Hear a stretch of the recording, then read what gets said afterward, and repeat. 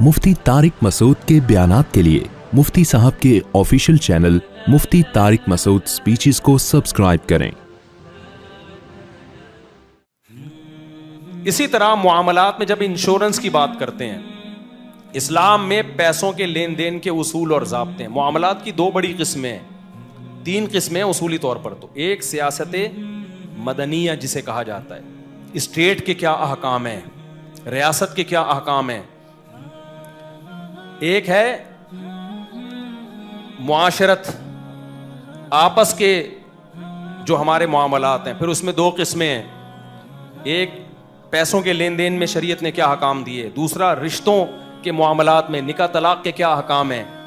तो पूरा इस्लाम ने एक एक चीज को एक्सप्लेन किया है। कहीं भी आप डंडी मारोगे ना, अपनी चलाओगे, तो इसका मतलब आप अल्लाह को अल्लाह नहीं मानते। तो पैसों के लेन देन में इस्लाम ने हमें बाउंड किया है कि सूद वाले तरीके से आप पैसा बोलो नहीं कमा सकते। गैर मुस्लिम कमा सकता है, वो कमाता रहे।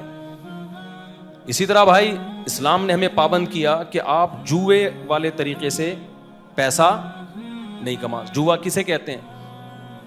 किसी भी हादसे के साथ, किसी भी वाक़ये के साथ अपने नफा को मशरूत कर देना। किसी भी नफा के साथ, अपने वाक़ये के साथ अपने नफा को जब आप मशरूत कर दोगे ना, तो इसकी दो सूरतें हैं। एक सूरत तो ये कि वो वाक़या नहीं हुआ तो आपकी रकम डूब जाएगी, वाक़या हो गया तो रकम इजाफी मिल जाएगी, ये जुआ है। और अगर डूबने का खतरा ना हो तो फिर ये गरर है। गरर कहते हैं गैर यकीनी खरीदो फरोख्त, गरर। इससे भी नबी सल्लल्लाहु अलैहि वसल्लम ने मना किया है। आप किसी को रुपया देते हैं कि अगर कल ये वाक़या हो गया तो 1 लाख दे रहा हूं तुझे, 2 लाख लूंगा, वाक़या नहीं हुआ तो मेरे 1 लाख वापस कर देना। तो ये भी क्या है मेरे भाई? हराम है। इंश्योरेंस में क्या हो रहा है? अब उलमा जब इन लोग को समझाते हैं, आपने बीमा पॉलिसी ली, आपके अब्बा मर गए तो इतने पैसे मिलेंगे, नहीं मरे तो बोलो ना, मिलते हैं पैसे? फिर नहीं मिलते। अब आप कहें कि ये ताउन है, बेचारा यतीम हो जाएगा तो यतीम होने पर इतने पैसे इसको मिलेंगे। भाई ताउन जायज शक्ल में जायज है, सूद और जुए के तरीके पर जायज बोलो नहीं है। सूद और जुए के तरीके पर थोड़ी जायज है ताउन। जब जुए को इस्लाम ने हराम करार दिया है ना, उस वक्त जुआ बड़ा खानदानी खेला जाता था, उस जुए से गरीबों को फायदा होता था। उस जुए को इस्लाम ने हराम करार दिया। अरब क्या करते थे? तीरों पे नाम लिख के डालते थे, तीर घुमाते थे, जिसका नाम आ गया ना, सारे रकम जमा करते थे पहले। जैसे 7 अफराद हैं, जुआ खेल रहे हैं, 7 तीरों पे सबके नाम लिखे और वो पांसा डाला। अच्छा फर्ज करो 1-1 लाख सबसे जमा कर लिए, कितने जमा हो गए? 7 लाख। फिर जब जिसके नाम जुआ आया ना, जो जीत गया, उसको 7 लाख रुपए मिल जाते थे अकेले को। वो क्या करता था? वो सारी रकम गरीबों में बांटता था। फायदा किसको हो रहा था भाई? उसको ये फायदा होता था भाई नाम किसका आएगा? मेरा नाम आएगा, मैंने खिलाया। इस्लाम ने कहा कि गरीबों की मदद का ये तरीका ठीक बोलो नहीं, हलाल तरीके से कमा के गरीबों की मदद करो। जुए में जीती हुई रकम गरीबों की मदद में इस्तेमाल मत करो। तो ये हराम है, नाजायज है। तो इंश्योरेंस में यही हो रहा है। फिर भी उलमा कहते हैं किसी मुल्क का कानून है इंश्योरेंस करवाना, वहां आप मजबूर हैं, लेकिन उस पर हलाल का लेबल ना लगाएं। बहुत से मुल्कों में आपको वीजा ही नहीं मिलेगा, रहने की इजाजत ही नहीं मिलेगी, वहां एक मजबूरी है। तो वो फिर अल्लाह हुकूमत से पूछेगा, लेकिन आप उस पर हलाल का लेबल बोलो मत लगाओ। अपने इख्तियार से ये काम मत करो आप। और ये भी जहन में रखें, इंश्योरेंस वाले जो कहते हैं ना ये ताउन है, ये भी झूठ है, ये बिजनेस है। ये क्या है बोलो भाई? बिजनेस। वो ताउन की नीयत से ये काम नहीं करते। नोट छापने का एक तरीका है। इसकी मिसाल ऐसे है, 10 आदमी मुझे नजर आए, मेरे पास कोई बिजनेस है नहीं, मैंने क्या किया, मैंने एक चाल चली। यहूदी दिमाग है ना इन सब चीज़ों के पीछे, कुछ किए बगैर पैसा कमाओ। नेचुरल तरीके से पैसा कमाना बड़ा मुश्किल काम है, कुछ करना पड़ता है भाई। مرغیاں خریدو گے پتہ نہیں انڈا دیں نہ دیں, بیماری آ گئی پوری مرغیاں ہی مر گئیں. گائے خریدو گے دودھ نکالنا پڑے گا روزانہ صبح صبح, اس کا دودھ بیچو گے. کسی دن گائے کا موڈ آف ہے تو دودھ بھی مارکیٹ سے شارٹ. تبھی دیکھو بھینسوں والے بھینسوں کو خوش رکھنے کی اتنی کوشش کرتے ہیں نا, لطیفے سنا کے خوش رکھتے ہیں, ٹینشن میں نہ جائے بھینس. میں نے گائے پالی ہے نا, مجھے پتا ہے گائے ٹینشن میں ہوگی دودھ نہیں دے گی وہ.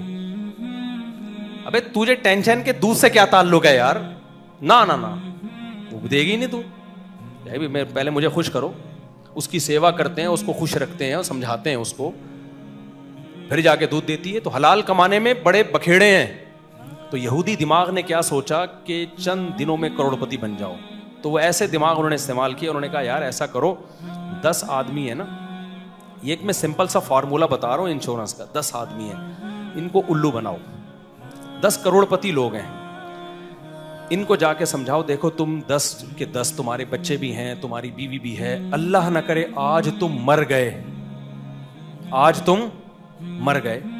تمہیں پتہ ہے تمہارے بچوں کا کل کیا ہوگا؟ ظاہر آدمی کہتا ہے پتہ نہیں کیا ہوگا یار. تو ایسا کرو, میں تمہارا خیر خواہ ہوں, 1 کروڑ تم 10 کے 10 مجھے دے دو, قسطوں میں دے دو, کیش دے دو, وہ تو قسطوں میں ہی چل رہے ہوتے ہیں, ٹھیک ہے نا. اگر تم مر گئے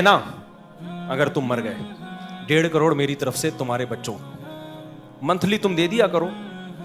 میں نے پہلے سے کیلکولیشن کی بھی ہے, ماہرین سے اندازے لگوائے ہوئے ہیں کہ کتنے لوگوں کے مرنے کا چانس ہے حادثے سے. ساری دنیا تھوڑی مر جاتی ہے بھائی. ابے کووڈ میں بھی 1/3 دنیا بھی ہلاک نہیں ہوئی ہے. ڈیزاسٹر جتنے بھی آتے ہیں 1% آبادی بھی نہیں مرتی ہے. جوان آدمی کی موت کا ریشو 2% ہوگا, 5% ہوگا. تو پہلے سے کیلکولیشن کی ہوئی ہے کہ یار اتنے % چانس ہے مرنے کا. 1 مر گیا 2 مر گیا افورڈ کر لوں گا, باقی 8 تھوڑی مریں گے. وہ کیا ہوگا میرا پروفٹ. انشورنس کا میں نے بالکل سادہ سا خلاصہ جو آپ کے سامنے پیش کیا ہے نا, وہ یہ ہے, بیس یہ ہے اس کی. آگے پھر اس میں بڑی تفصیل ہے, ڈیٹیل ہے اس. میں سمجھا پا رہا ہوں بھائی؟ مجھے تو ایسا لگ رہا ہے شاید ہم سب ایسے ہی بیٹھے ہوئے ہیں, سلسلے میں آئے ہوئے ہیں ملاقات کے لیے. بیس یہ ہے یا نہیں ہے؟ باقی پھر اس میں ڈیٹیل ہے, پوری تفصیل ہے اس کا. تو انہوں نے اصل اس کا جو اسٹرکچر ہے وہ یہی ہے. اور ایک اور ہوشیاری پتہ ہے کیا کی ہے؟ انشورنس کمپنی کو لمیٹڈ بھی کر دیا. لمیٹڈ کا مطلب کیا ہے؟ کمپنی آج کل ساری لمیٹڈ ہے کہ پروفٹ جب تک ہوگا ہم دیں گے, لاس کمپنی کے ذمے نہیں. یعنی آپ کیا دماغ لڑایا ہے یار. دیکھو یہ ایسے ہے, یہ دنیا گورا گیم کیا کھیل رہا ہے, یہودی گیم کیا کھیل رہا ہے, گورا بھی کر رہا ہے یہ کام. اسلام ان چیزوں میں کباب میں ہڈی بنتا ہے, تبھی ان لوگوں کو اسلام پسند نہیں ہے. کمپنیوں کے آگے آپ نے دیکھا ہوگا نا لمیٹڈ. یہ کیا ہے لمیٹڈ؟ یہ منجن ہے. مثال کے طور پر 4 آدمی مل کے کاروبار شروع کرتے ہیں. بھائی میں ہو گیا, وسیم بھائی ہو گئے, غفار بھائی ہو گئے, ستار بھائی ہو گئے. ٹوٹل کتنے آدمی ہو گئے؟ 4. ہم نے لوگوں سے پیسہ اپنا 5 روپے بھی نہیں لگائے, لوگوں کو ہم نے منجن بیچا, زبردست کمپنی کھل رہی ہے, بزنس ہو رہا ہے. اپنا منجن اپنا بینکوں سے قرض لے کے دے دنا دن بزنس کر کے شیئر ہولڈر کو ہم نے دینا شروع کر دیا. اچھا بھائی یہ بزنس تو 4 آدمیوں کا ہے. نہیں بھائی ہمارا نہیں ہے, یہ کمپنی کا بزنس ہے. یہ کس کا بزنس ہے؟ کمپنی کو ایک شخص قانونی فرض کر لیا ہے, لیگل پرسن. یہ میرا نہیں ہے بھائی, میرا اس سے کوئی, یہ لیگل پرسن ہے. ہوا میں بھی اس کا وجود بولو نا نہیں ہے. یہ ایک لیگل پرسن ہے. اس کا کوئی بھی نام رکھ دیا, کچھ بھی نام رکھ دو, کوئی اچھا سا نام بتا دو تاکہ مثال اور اچھی ہو جائے نا. کچھ بھی نام رکھ دو. نہیں طارق مسعود نہیں بھائی, کچھ بھی نام رکھ دو آپ. رفیع بھائی نام رکھ دیا, اس کمپنی کا نام ہے Rafi and since limited company, ٹھیک ہے نا. اب 4 آدمی مل کے بزنس کر رہے ہیں, وہ کہہ رہے ہیں کمپنی جواب دہ ہے, کمپنی پروفٹ تقسیم کرے گی. اب کمپنی کو ہو گیا لاس, یعنی ہم 4 آدمیوں نے, اصل میں تو ہم 4 نے مل کے بزنس کا بیڑا بولو غرق. جب کما رہے تھے تو کروڑوں روپے ہم نے کمائے لوگوں کے پیسوں سے, دے دنادن بنگلے بنا لیے. اسلام کہتا ہے کمبختو, جب تم کما رہے ہو تو رسک بھی تو لو نا نقصان کا. دین چڑھے گا, قرضہ چڑھے گا تو تم پہ چڑھے گا. دیکھو 1 آدمی 2 آدمیوں نے مل کے بزنس کیا نا شراکت پہ, تو جب اس کاروبار پہ قرضہ آئے گا تو دونوں پہ آئے گا نا. انہوں نے کیا کیا, کمبختوں نے, قرضہ جب آ گیا نا, لاس میں جا رہے ہیں, ہم پہ نہیں آ رہا, یہ کمپنی پہ آ رہا ہے. اب جب آپ آؤ گے بھائی میرا جو نقصان ہوا ہے مجھے پیسے چاہیے, کمپنی سے لو. کمپنی کی نہ ٹانگیں ہیں, کمپنی کے نہ ہاتھ ہیں, کمپنی کی نہ زبان ہے, کمپنی کی نہ وہ ہے کہاں, کاغذ میں ہے. وہ کاغذ اپنی بکری کو بھی نہیں کھلا سکتے آپ. یہ مطلب ہوتا ہے کس کا, لمیٹڈ, کہ صرف یہ جتنے ایسٹس ہیں نا کمپنی کے, اس حد تک لاس کمپنی کے ذمے ہیں. آپ کو کمپنی کے جو شیئر ہولڈر ہیں, جو بڑے بڑے لوگ جو کمپنی کے 70% حصے کے مالک ہیں, ان کے گھر لاس کی تلافی کے لیے آپ کو جانے کی اجازت بولو نہیں ہے, کیونکہ یہ ان کا بزنس نہیں ہے. وہ صرف پیڑے کھانے کے لیے تو ان کا بزنس ہے. جب لاس میں جائے گی کمپنی تو کمپنی اس کی ذمہ دار ہے, اور کمپنی ہے ہی نہیں مارکیٹ میں, کیونکہ کمپنی ڈیزالو ہو گئی ہے. کمپنی کیا ہو گئی ہے, ختم ہو گئی. تو وہ جو کاغذ میں تھی وہ بھی نہیں ہے. یہ گیم کس نے, یہ منجن کس نے بیچا ہے, انگریز نے, جو صبح و شام ہیومن رائٹس اور ویمن رائٹس کی باتیں کرتے کمبخت تھکتا نہیں ہے. اسلام نے اس پہ پابندی لگائی ہے. تبھی ہم میزان بینک کے بھی لمیٹڈ والے عنصر کو نہیں مانتے ہیں. لکھا ہوتا ہے میزان بینک میں بھی, ہم کہتے ہیں یہ شرط خلاف شرع ہے. میزان بینک سے لین دین جائز ہیں, لیکن یہ جو شرط لگی ہوئی ہے نا کہ کمپنی ذمہ دار ہوگی, یہ شرط شریعت کے کیا ہے, خلاف ہے. ہم کہتے ہیں لاس ہوا تو اس کے جو اونر ہیں وہ ذمہ دار ہوں گے اپنی جیب سے بھرنے کے. نہیں آئی میرا خیال ہے بات سونے. بعض شرطیں ایسی ہوتی ہیں ان شرط کی وجہ سے عقد فاسد نہیں ہوتا, لیکن شرط ہی وہ کالعدم ہوتی ہے. شریعت کہتی ہے شرط نہیں ہے, اس کو ہم نہیں مانتے. جیسے کچھ دن پہلے ایک میاں بیوی آئے نا, شادی کر رہے تھے, تو اس میں شرط لگائی عورت نے کہ اگر مرد نے دوسری شادی کی تو 1.5 کروڑ روپے مجھے دیں گے.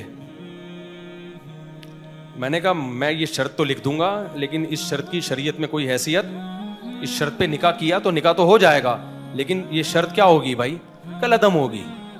تو بعض شرطیں جب عقد میں لگائی جاتی ہیں تو کچھ شرطیں تو ایسی ہوتی ہیں جن کی وجہ سے وہ ایگریمنٹ ہی باطل ہو جاتا ہے, فاسد ہو جاتا ہے.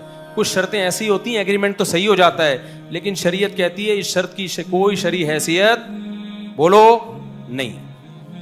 تو پھر وہ خاتون بیچاری پریشان ہو گئی. میں نے کہا میں تو لکھ دوں گا لیکن اس کی کوئی شرعی حیثیت نہیں ہے. پھر کیا کریں. پھر ایک اور تدبیر ہم نے ان کو بتائی, وہ پھر میں آپ لوگ کو نہیں بتاؤں گا. ہر کام ممبر پہ بتانے کا نہیں ہوتا. میں تو لوگوں کو دوسری شادی کا مشورہ دیتا ہوں, لیکن اب آپ دیکھو وہ خاتون کہہ رہی کوئی ایسا ٹیکنیکل طریقہ ہو کہ شادی نہ کر سکیں. پھر ایک ٹیکنیکل طریقہ میں نے بتایا, سمجھ رہے ہو. اس سے یہ تو نہیں ہوا کہ مرد شادی نہیں کر سکے گا, کرنے کی تو اللہ نے اجازت دی, لیکن کچھ اختیارات عورت کے پاس چلے جائیں گے. وہ پھر میں نے ان کو بتا دیا, لیکن ہر چیز بتانے کی نہیں ہوتی. بعض چیزیں ہر ایک کے لیے نہیں ہوتی, اس سے گھر خراب ہونے کا خطرہ ہوتا ہے. کبھی چھاؤں میں آئیں گے, اکیلے میں ملیں گے, اس سلسلے میں انشاءاللہ ہم بات کریں گے. اب دیکھو اسلام نے کتنی پابندیاں لگائی ہیں نا. تو یہ دنیا جو انسانوں کی حقوق کی بات کرتی ہے, باتیں بہت اچھی ہوتی ہیں, لیکن اس میں حقوق غریب کا بیڑا غرق ہو رہا ہوتا ہے. اس میں کمپنیوں کے جو بڑے بڑے کمپنیوں کے مالک دیکھو آپ, ایسا پیسہ کماتے ہیں, غم کوئی نہیں ہوتا ان کو. غم یہی ہوتا ہے کہ کمپنی ختم ہو جائے گی بس. لیکن ایک عام تاجر کو غم یہ ہوتا ہے کہ بھائی مجھ پہ قرضہ نہ چڑھ جائے, قرضہ چڑھا تو میرے گھر لوگ آ کے بیل بجائیں گے. لیکن کھرب پتی تاجر کو یہ خطرہ نہیں ہوتا. وہ کہتا ہے میرے گھر آ کے بیل نہیں بجائیں گے, کمپنی کا دفتر میں جا کے بیل بجائیں گے, اور جب کمپنی ختم ہوگی تو دفتر بھی کیا ہو جائے گا, ختم ہو جائے گا. یا دفتر سے لے لیں, دفتر کیا کرے گا, تو نام ہی نہیں آتا نا, کمپنیوں کا آ رہا ہوتا. میں یہ نہیں کہہ رہا کہ کمپنیاں کھولنا جائز نہیں ہے, کاروبار کریں آپ, لیکن یہ گورے کی آپ کو ہوشیاری بتا رہا ہوں میں. یہ جو بڑے بڑے پیسہ کمانے والے لوگ ہیں نا, انہوں نے کیسا انسانیت کو بیوقوف بنایا ہے. تو ظاہر ہے اللہ کا قانون, اللہ تو سب کو ایک نظر سے دیکھتا ہے نا, تو پھر اللہ جو قانون بناتا ہے اس میں یہ نہیں دیکھتا کہ اس کو کیا نقصان ہو رہا ہے, اس کو کیا فائدہ ہو رہا ہے. ساری انسانیت کو دیکھ کے اللہ قانون سازی کرتے ہیں. تبھی ہم یہ کہتے ہیں کہ انسانیت کی فلاح و بہبود صرف اللہ کے قانون پہ چلنے میں ہے. انسانوں سے پوچھ کے قانون بناؤ گے تو قانون بنانے والے اپنے آپ کو سب سے پہلے فیور دیں گے. تبھی جن ملکوں میں اسمبلیوں میں لوگ شراب پیتے ہیں, وہ کبھی بھی شراب کے خلاف قانون سازی نہیں کر سکتے. حالانکہ دنیا میں کس قدر فساد ہو رہا ہے شراب کی وجہ سے, ساری دنیا جانتی ہے, کتنے بڑے بڑے حادثے ہو رہے ہیں. لیکن بھائی کیوں شراب کو انلیگل نہیں کرتے؟ جو اسمبلیوں میں پہنچتے ہیں وہ خود میجورٹی ان میں شراب پی رہی ہوتی ہے, شراب پی کے تو آئے ہوتے ہیں, وہ کیسے اس کے خلاف قانون سازی کریں گے؟ وہ کہتے ہیں اگر ہم نہ پی کے آئے ہوتے تو ہمارا تو دماغ ہی کام نہیں کر رہا ہوتا.